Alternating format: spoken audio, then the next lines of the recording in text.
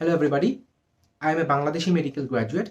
I have recently got GMC registration after passing the PLAB 2 exam, and very soon I will be joining the Imperial College Healthcare NHS Trust as a Trust Doctor ST1 in cardiology.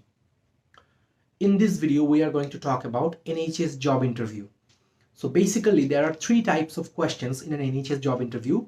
First one is a question related to your CV. The second one is a clinical question, and the third one is an ethical question. Sometimes there might be some other type of questions as well, but basically there are three major types of questions that I have mentioned. So let's talk about the first type. The first type is a question that is related to your CV. So the most common question that we have to face in NHS job interview is walk me through your CV. This is the most common form of CV related questions. So how do you answer to this question? So the best way to answer this question is to answer this in a structured way. We have to use the structure CAMP, C-A-M-P. C for your clinical, A for academic, M for management, and P for personal. So let's elaborate. So first you have to explain your clinical experiences. So you introduce yourself that I'm a medical graduate from this country. I have recently got the GMC registration after passing the PLAB 2 exam. Then you explain your clinical experiences. So here, if you have done any clinical attachment, I would say that you mention it in the beginning that I have done a clinical attachment in order to get accustomed to the NHS environment. So you explain what you did in the clinical attachment. For example, if you have attended any multidisciplinary board meetings, say about it. If you have done any procedures, although you're not supposed to do, however, if you have done it, you can say it here. And if you have done the documentations, you say it here. And anything else, if you have done any audit, talk about it. So first of all, you talk about your clinical experience, including the clinical attachment that you have done. If not, you can leave it. And how to explain your clinical experience? You have to say that I worked in this hospital, my role was this, and I am capable of doing this, and this. So here, you don't necessarily need to make a list of the clinical skills that you have. However, you have to emphasize on the skills that they require you to have.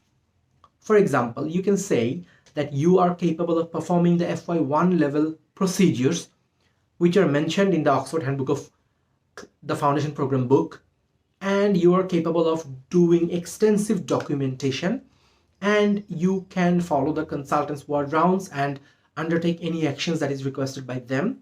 You can manage acutely unwell patients, you can do the initial investigations, you can make a management plan, you can liaise with other teams and provide appropriate management to the patient. This is what you should emphasize. That's all about your clinical bits. Then your academic. So basically you can swap this. You can say clinical first, then academic, or you can say academic first or clinical. It doesn't matter. So in your academic qualifications, you say whatever you have done. You have like your primary medical qualification. If you have any masters or any PG cert, you can talk about it here. If you have done an ALS course, or if you have already booked one, you should mention it here as well. Then is your management part.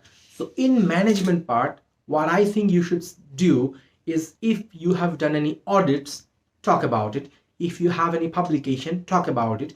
If you have any experience of working in any research project, talk about it. If you have done any presentations, talk about it. These are the four things that you should mention if you have done these. Apart from this, if you have any managerial posts that you have undertaken, that you should mention here. For example, I had the chance to organize a career festival in my medical school, so I discussed about it in this part. After that comes your personal part. Here you can add any personal touch to your CV.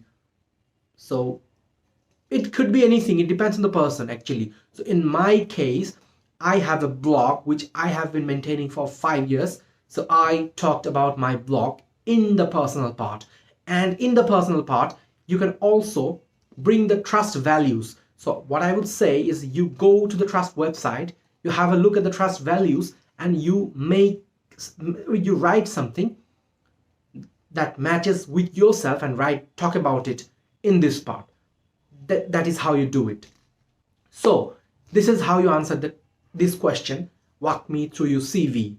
You talk about your clinical experience, you talk about your academic qualifications, you talk about your management and leadership, and you talk about your personal touch.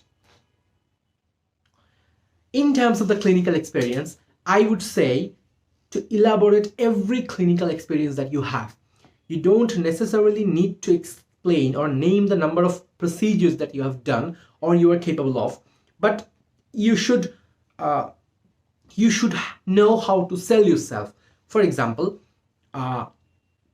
I have an experience of almost 2 years, more than 2 years, I should say, after my graduation. So 1 year of internship, 5 months of work in the telemedicine, and then 1 year of working in a hospital. So this is how I say it. So first of all, I explain my internship. Then I explained the telemedicine, that it was the peak of COVID, and I had the opportunity to work as a telemedicine doctor in a telemedicine company. And I talk about something about the company that I worked in. And then you have to say how this particular experience helped you. So in my case, I say that it was a telemedicine job. The patient was not in front of me, so I had to consult via phone call or video consultation. So it was very challenging for me to undertake. So I had the opportunity to improve my communication skills during this job. As the patient was not in front of me, so I had to pick up any verbal or non-verbal cue on the telephone or in the video consultation, and that is how I developed my communication skill. And then I have an experience of working in an international research organization for 1 year in their hospital. So here I say that it was a research organization, so I had the opportunity to have a look at the impact of research on human lives. That is how I got introduced to the concept of evidence-based medicine and the concept of clinical research as well. That is why I'm interested in conducting research by my own in the future. This is how I say it. That's all about your CV part. So the next part of the job interview, they'll ask you about some clinical scenarios. So it could be anything. So in general, the clinical scenarios are like this. A patient has presented to you with shortness of breath. A patient has presented to you with chest pain. A patient has presented to you after ingesting like 20 paracetamols. What do you do? This is the sort of questions that you face in an NHS job interview. So to prepare for the clinical part, I would recommend to go through the emergency section of Oxford Handbook of Clinical Medicine. That is the best way to prepare for the clinical parts.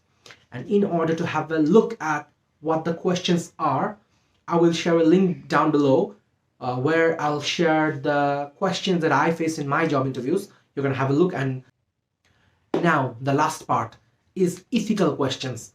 So ethical questions are like the plateau scenarios, that a colleague of yours has come late to the hospital. What do you do? A consultant of yours has come to the hospital drunk. What do you do? And I faced a particular one. So I had a clinical scenario of hyperkalemia, and I was asked about the management of hyperkalemia in the clinical part. So I explained the management, and now in the ethical part, the consultant asks me, so the treatment that you have proposed, for some reason it has not been given to the patient. What do you do in that case?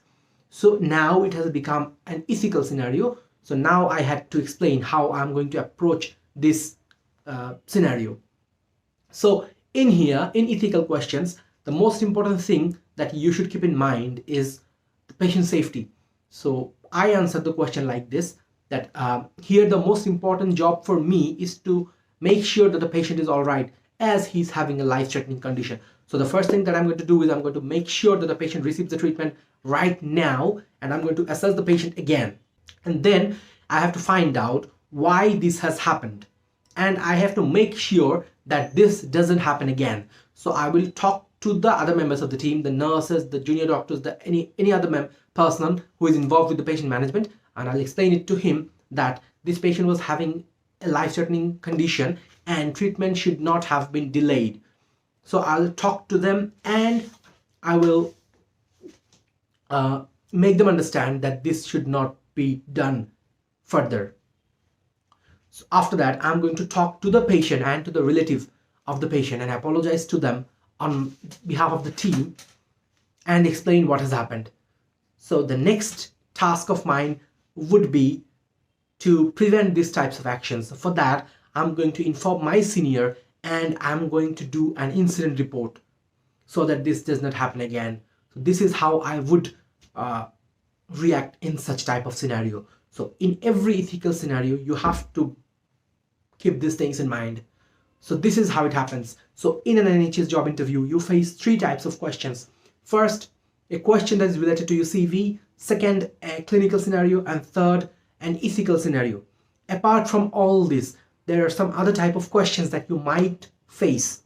So some of these questions are, what do you mean by diversity?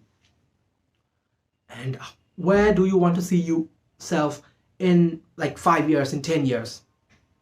And then, have you done any mistake in your clinical practice? What is the learning from it? So these questions, you have to prepare these questions before the interview because it's quite difficult to answer if you don't already know what to say. So how should you prepare for an NHS job interview? The first thing, for the CV part and for the ethical part, there is a very good book. It's called Medical Interviews. I'll put a link down below. You can have a look there. For the clinical part, you can read it from the Oxford Handbook of Clinical Medicine, the emergency part in particular. This is how you should prepare for an NHS interview. Good luck, everybody.